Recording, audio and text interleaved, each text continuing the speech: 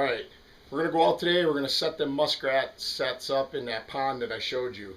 But before we go out, I want to show you some of the stuff that I use, kind of how I set it, so we don't have to be spending a whole lot of time explaining the basics when we get out there.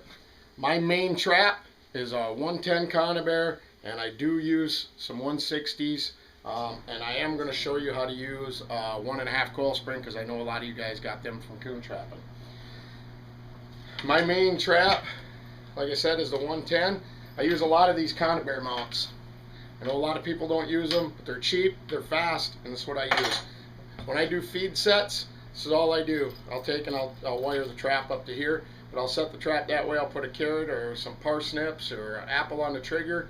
I'll set that down in the water, and I'll make sure that, you know, that's about 8 inches to a foot under the ice, and that's how that set works. That's it, done.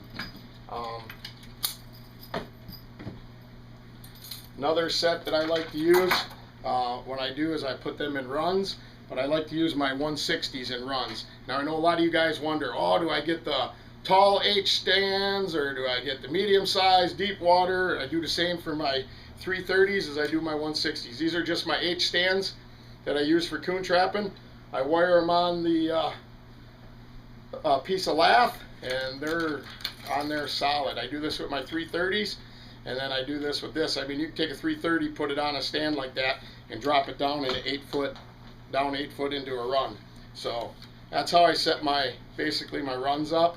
If I do use a 110 in a run, I'll just use a lath, and I'll show you that when we get out there.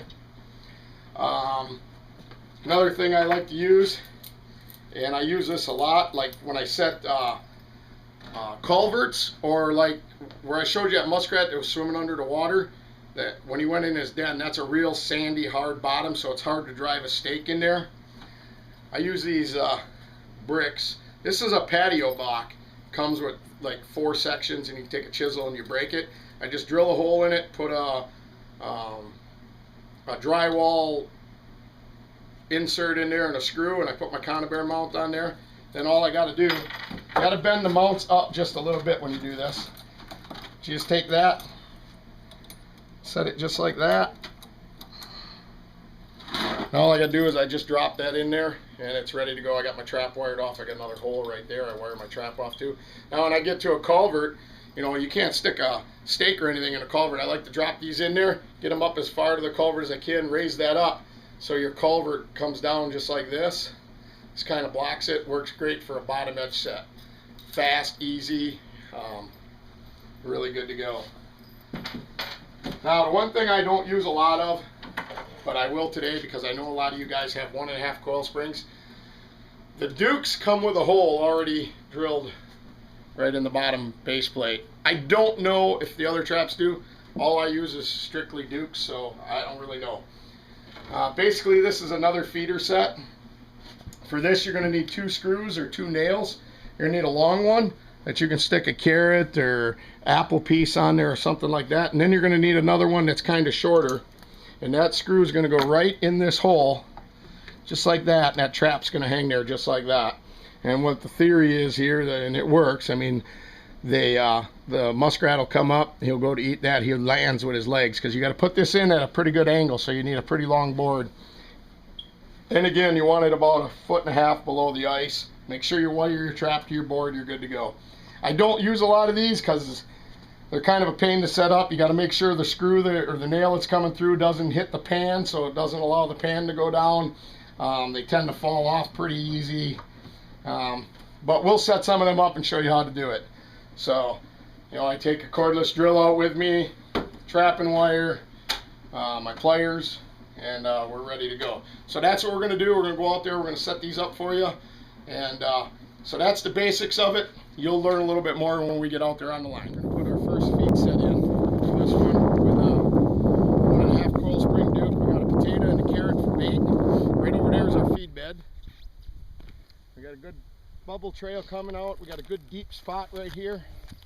You got to make sure you put this in at a pretty good angle, because you want to give them muskrats a spot to land. We'll push it down in just like that. That's pretty much the set. See it down there? Right here you can see the trap. And then we'll set this one real quick. This is a feed set with a 110 conibear. We got it on an 8-foot piece of lath. We got our Connie keeper there. We got an apple and a carrot on the trigger. Just got her set. Make sure you wire your traps onto your stakes, or you'll catch a muskrat and won't be able to get him back. You know, get that down there. About a foot under the ice is all we need. So there's our first 2 feed sets. And we're going to just keep going. We're going to set a few more traps. We're going to keep talking. We're going to put some trails, some dens. So let's just keep going. All right, we got our hole chopped. We got our 160 mounted on the H stand, wired to my piece of lath here. All you're going to do is you want to set that down there and get it right in the middle of that run. Now you got to get the trap tilted a little bit. Make sure you guys take your safeties off, or you'll have a big surprise in the morning because you won't have nothing. That spring under there. There we go. Get it right down into the bottom of that run. That's all you need to do. Now he'll come swimming out there, hopefully go through that 160, hit them triggers. Bing, bada bang, bada boom, we got him. Okay, let's go on to the next. Got another feed bed over there. We're going to put in another coil spring feeder set. Just going to use a carrot this time. The reason I don't like dinking with this set a lot, as you see, the wood's bigger. You know, you need a deeper water so you can get that trap in there. You know, it's got to go in there at an angle like that. It can't stick straight up and down. So, you know, with the conibears, I got a foot of water, I can get them in there. With this, I need a couple of feet. So you got to look for ideal conditions. And there it is. And it's set. So, I mean, it's up to you. If you only got 1.5 coil springs, go ahead and use them sets. But, you know, Duke 110s are really cheap. You know, they're less than $40 a dozen. So, and that's why I use them. They're cheap, and I can get a lot of them, and I get a lot of sets out. So, we're just going to keep on moving. Got another feeder right here. They got a really defined run right here. See by the air bubbles. So we got it's a little deeper water, so we got our 160 set up on our H stand, and we're going to go down here. We're just going to make sure it's right in the middle of that run. There we go. The water's not very deep, so the muskrat's still got a channel there, but the mud's really deep, so we had to make our stake a little bit bigger. We're going to set one the same thing we're going to do right here, so we'll come back. All right, well, here's that muskrat house from yesterday. Right here's that real thin ice. I went and took the axe and just pounded a hole there real quick. I'm going to shove a 110 feeder down there. They're coming in and out here pretty good, so it's a pretty solid bottom, and you can't go down in very far with the stake. So that's where them 110s really come in handy on these stakes, because you can set them really shallow and get them in that shallow water.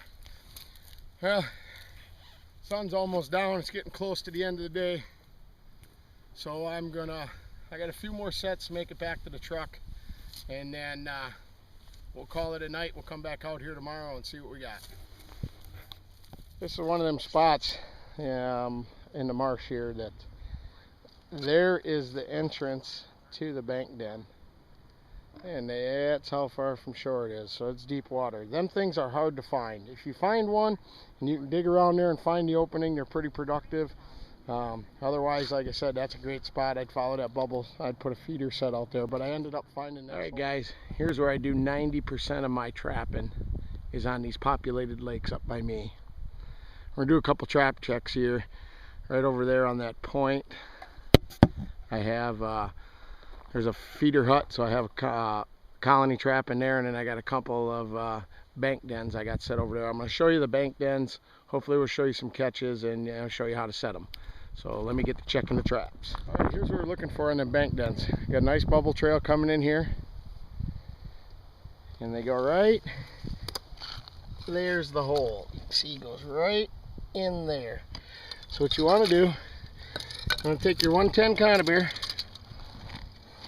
get it down in there. These are really fast, easy sets to make.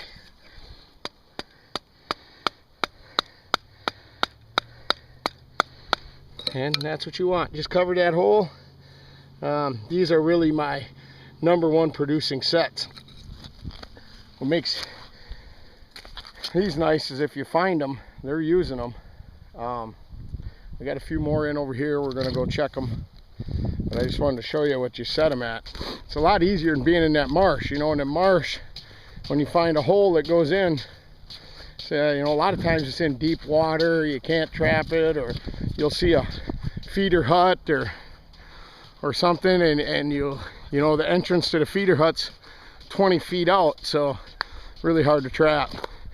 But these lakes with these sandy shorelines and wooded shorelines, they can be high producers, because them bank dens, that's primarily what they're using. Do I worry about hurting the population enough where I'd take all the muskrats out of these lakes? No, because I know around that point some great muskrat territory. I only trap on this one side. I leave the other side, and that allows for the muskrats to repopulate this shoreline every year. You know, I can get 15-20 muskrats off a lake like this. You know, you do 10 lakes and you got 300 muskrats. Here's another bank den right here and a muskrat. Nice. And then I got another bank den right over here. I'm going to check real quick before I reset these. You can see the muskrats here. They have just done a tremendous amount of damage. The bank's all caved in. All right, out here on another one of these populated lakes. Got a heck of a bubble trail coming in right here, and a little bit open, slightly iced over, but there's the bank den right there. We're gonna set that baby. That's a guaranteed muskrat, pretty much. So we'll get the trap set. And well, this is a spot a 2-year-old could find. Look at that bubble trail coming in. There's the run. You can see they've collapsed the bank and everything, so we're definitely going to put a trap right here. That's a guaranteed spot right there. They can be pretty destructive, that's for sure. We're over here by this muskrat feeder house, and we're going to set us a colony trap in there. I'm not a professional with colony traps. They just became legal late last year in Wisconsin, but I do know that this is a prime location.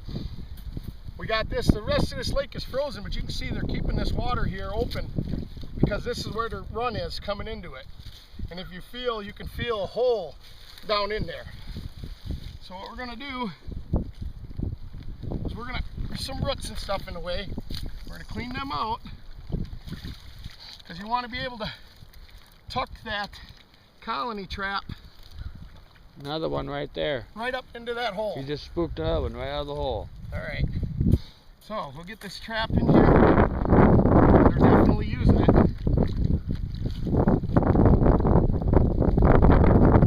All right, we got it right up in that hole now.